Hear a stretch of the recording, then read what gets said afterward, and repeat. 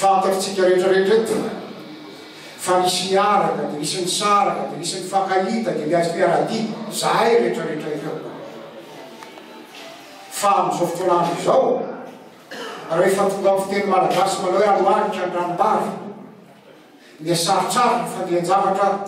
dia ny fankahita ary ny fampiresana ka miara ny fanaodiana manao hoe farafaratsiny tsy maintsy atambatra ny hery azo ny manambary sy milaza amin'ny zava-misy amin'izao fotoanandro antsika izao raha fidirina amin'ny teny tsotra tia no fantatra ny voaka malagasy ny zava-misy amin'izao fotoanandro izao dia tsotra manorana ny tanàna rehetra il pleut sur les villes ary amin'izao fotoanandro izao dia raha antsika malala fa mitomany ny fiaraha-monina le peuple pleut miendrika isehoany ny zava-misy fotsiny ny zavatra miseho maro sy fafimaro izay nanaovana fanekilezan-kely conférence de presse ka tonga ny afara tamin'ny resaka famanginandroany izay nohitiny maro isan-karaza sy ny namany abadika matsyvatsika roa entina asina miady politika amin'ny velony sasany misy azy fa sika miara-mahalala amin'izao fotoanandro izao fa aizano tsy misy problema vokatra ny zava-rehetra eto amin'ny firenena izao fotoanandro izao zay rehetra manontoko reto samy efa mitantara sy nanambara an'izany miozomozona ny fiainana-pirenena ny olona rehetra amin'izao fotoanandro fianakaviana no anina rahampitso miarina omalika diavina rahampitso ndeverehetra miara ny fiainaina ny fandeha ny fahasalamana ny fampianarana ny fitsaboana ny trany arofana eny hatrany fo ampitokondra taranaka azy tsy voalany motsony amin'ny olona no fiseho-javatra nanisy karazana zany miainana amin'izao fotoanandro izao iainantsika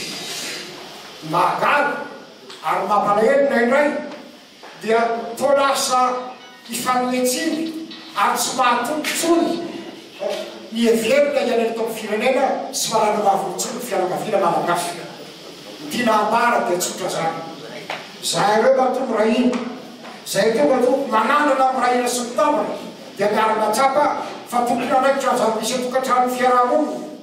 ary ezaka ifampizatoetra sy ifanaraka finaina ny manovany zava-misy eto mba azahoany zany tsy miverina intsony na eo amin'ny fotoam-panam-panjakana izany na fifandraisana ny verana zany na fiandraitra manontolo sy misy trisisy maro ny olana miseho anatin'ny fiaraha-monina isam-pianakaviana maro ny olona takiny syndicate firemisensika ity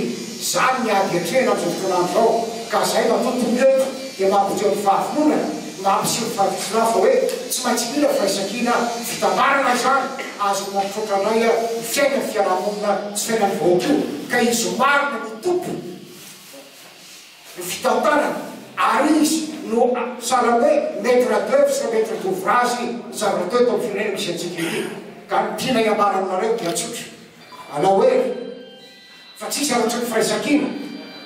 firaisakina ny olona ny fotony vahoaka no zava-dehibe indrindra antso lehibe zany a ny tiana eto atao rehetra tiana etao eto mba azona manaiky fa maro ny problema zay raha tsika maina amin'izao fotoanandro zao tsotra betsaka tombo lasa